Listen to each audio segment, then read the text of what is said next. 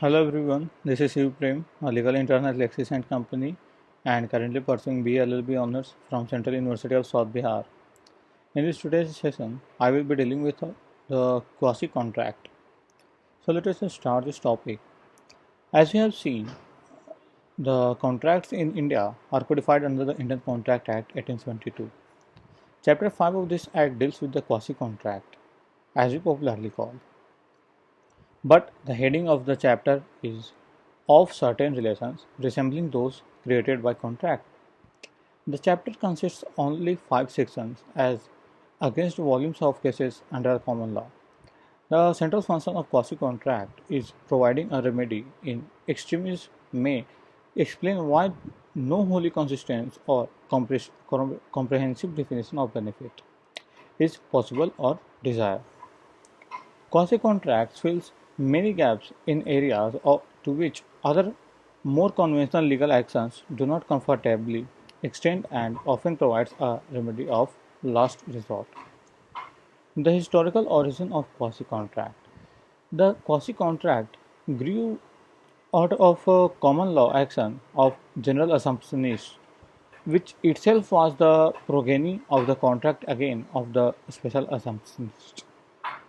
Prior to the development of assumptionist, the personal actions of convent and debt were the principal means of enforcing actual obligations. The action of covenant was never used widely in the king's courts. Debt was much more common device for the enforcement of promises, although recovery in that action did not hinge on a showing of mutual promises. Indeed, a defendant would be found liable in debt not because he had made a promise and failed to perform, but because he had received a benefit and had not given the agreed value in return. Now let us see who is the competent to contract. Every person is competent to contract who is the age of majority according to the law which he is subjected and who is of sound mind and is not disqualified from contracting by any law to which he is subjected. This section positively accepts minor completely to enter into any contract.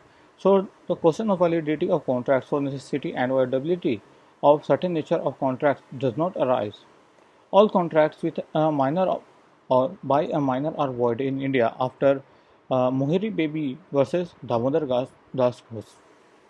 The principle to estoppel in minor contracts is restitutions section 65 of the Indian Contract Act and the void or voidability nature were discussed. Now let us see quasi contract in Indian context. Section 68 to section 72 deals with the certain relations resembling those created by contract.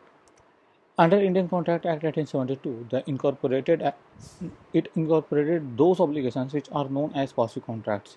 Under English law, it covers cases where the obligations to pay arise neither on the basis of contract nor tort, but a person has obtained an unjust benefit at the cost of another.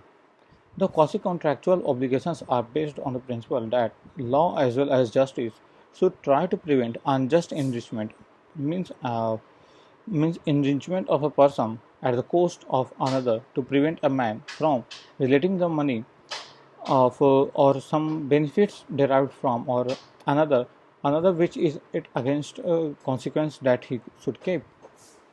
The principle of unjust enrichment requires that the defendant has been enriched by the receipt of the benefit. The enrichment is at the expense of the plaintiff. The retention of unjust enrichment is unjust. So, a quasi contract is not at all. A contract is intentionally entered into. A quasi contract, on the other hand, is created by law. In the American case, Miller versus Scholars, it was observed in truth it is not a contract at all.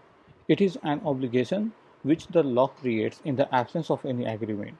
When the acts of the parties or the others have placed in the possessions of any party, any person, money or its equivalent.